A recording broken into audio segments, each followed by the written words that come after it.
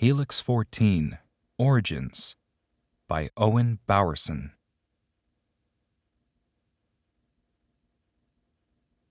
The heavy rain pelted the window panes brutally, sounding as though it was on the verge of shattering. Marcus saw no problem with it. In fact, he enjoyed the rain. He especially loved watching it out his parents' New York apartment window. He felt lucky to be able to spend his time at the apartment on his own while his parents were gone. It wasn't for long, but it still felt good to him. During every summer vacation, his parents left for Florida, taking up residence in their waterfront home. Marcus never had the desire to leave. He loved New York, and he always had. Besides, he had work to do as well. He could make his features out in the window, his brown hair complemented by his hardly noticeable widow's peak. He tapped the glass with his finger, tracing a drop of rain as it slid down the pane. "So slow," Marcus muttered, smiling, "but so relaxing." Suddenly, he stood to his feet, preparing himself for his patrol. Although, I guess nothing else in the city is relaxing. Marcus leaped from the comfortable chair he had been sitting in, quickly running to his room to grab his outfit. He left the suit sprawled on his bed. That way, it was far easier to put on. The blue suit was complemented by a white outline on the seams, wrapping all the way up and down the cuffs as well. A small orb sat, appropriately locked in place in the chest of the suit. It wasn't large enough to be noticed from a mile away, but certainly noticeable up close. He slid into it with ease and comfort, patting it down gingerly to ensure it fit tight against his body. No matter how many times he put it on, he liked it more and more each time. To finalize his look, he forced a blue tinge to his irises, shifting the color from their original brown. He found it changed his appearance in a way that people did not seem to recognize him, a necessity, as far as he was concerned. He ran back into the living room, passing by all the promptly displayed birthday cards. He picked up one of the cards, unfolding it to admire the pleasant birthday wishes. He shook his head softly, smiling as his thoughts run their course. Not even 3 months had passed since my 16th birthday, and these still warm my heart. Planting the card back down, he slid open the window and, without hesitation, jumped straight through the gap. His body barely cleared it, but he made it nonetheless. He didn't even reach the ground before the force of his flight kicked up dust below him. Luckily, no one was around to see him jump through the window, something he knew he needed to be more careful about. Regardless, he soared through the air, not a care in the world.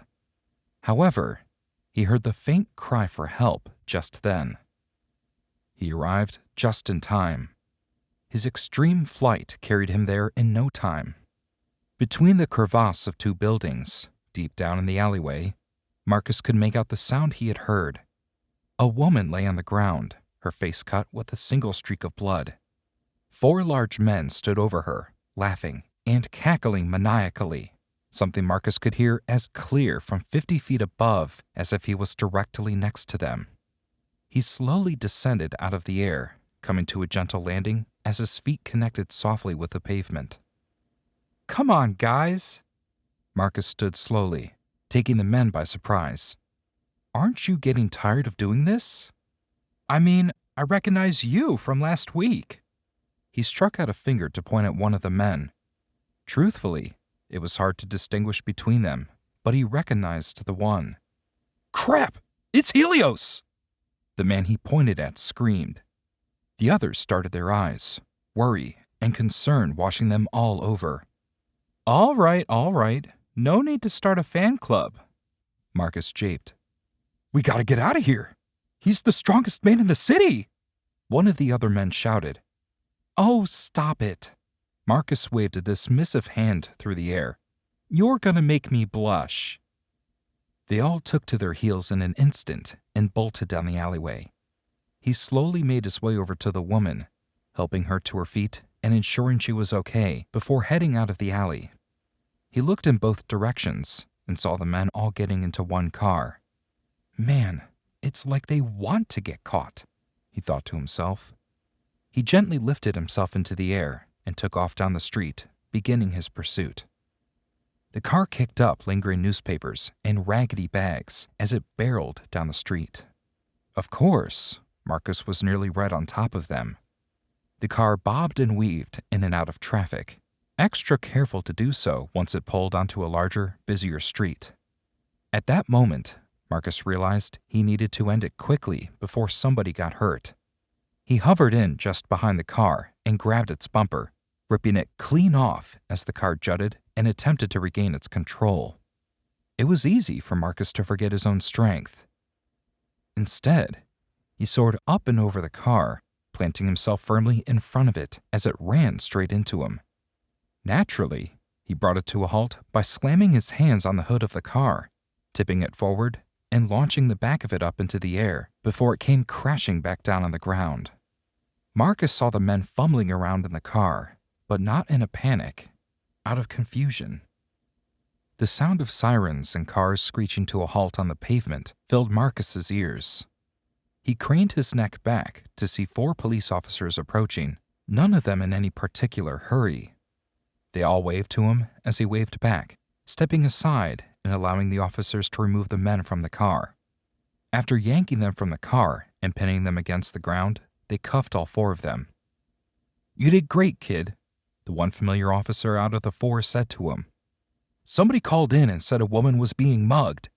It wouldn't happen to be by these 4, would it?" "Your intuition serves you right, Officer Waters," sharing a smile with the man.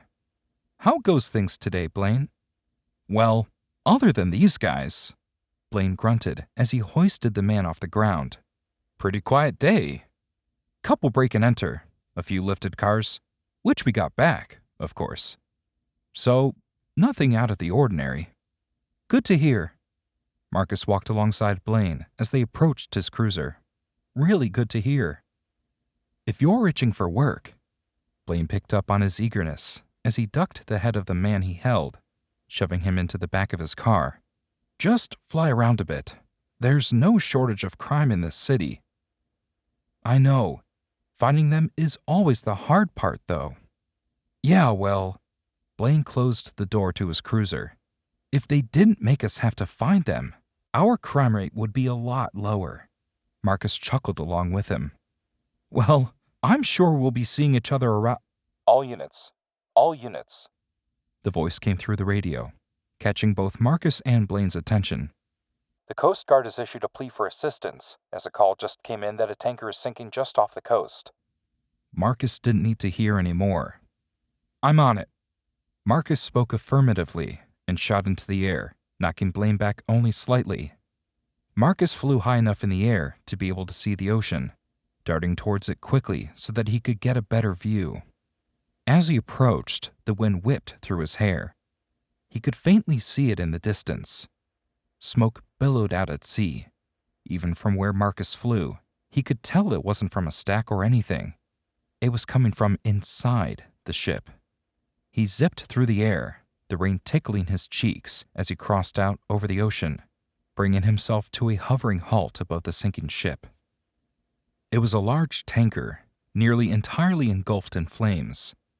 It was halfway in the water, and Marcus could see people scampering and running on the deck, attempting to reach the bow to avoid the water for as long as possible.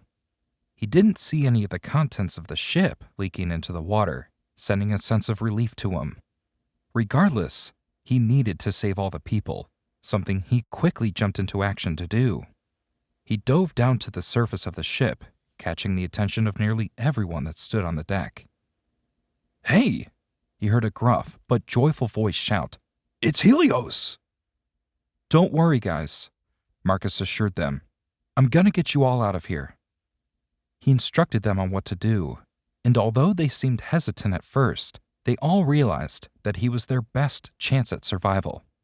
One by one, they all grabbed hold of each other, as many as he thought would be safe for a trip. He knew he couldn't take them all at once, and with the ship sinking rather slowly, so he knew he could afford to do a couple of trips. Once the first group all huddled together, their arms clasped tight around one another, the men in the center raised their hands to the sky for Marcus to grab hold of. lifting them all into the air. They wriggled and wavered at first, but adjusted to the strange feel. As quickly as he could manage, he carried the group of men across the ocean, putting them down softly on the rocky shore. He checked to ensure they were safe before heading back to the ship. The men on the shore yipped and hollered at him as he made his way back, doing the same thing again and again, bringing more and more men back to the shore. He had just set a group down, readying himself to return to grab the last group, when he heard an explosion. He turned just in time to see the flames rise high into the sky, rocking the ship back and forth from the explosion. He put himself on double time. He raced out over the ship, hovering above the last small group of men, grabbing them all tightly before the ship rocked in another explosion. It caused him to sway, forcing screams and shouts from the dangling men. He regained his composure quickly, clearing away from the ship as fast as he was able to. Just then, he saw all the boats barreling toward the ship, a combination of the Coast Guard and the police, all ready to douse the flames and bring the situation under control. He set the last group down. The sound of cheering and hollering was all he could hear as they clapped furiously, shouting their praises for him. He waved and thanked them, double-checking to ensure they were all okay. "We are! Thanks to you, Helios!"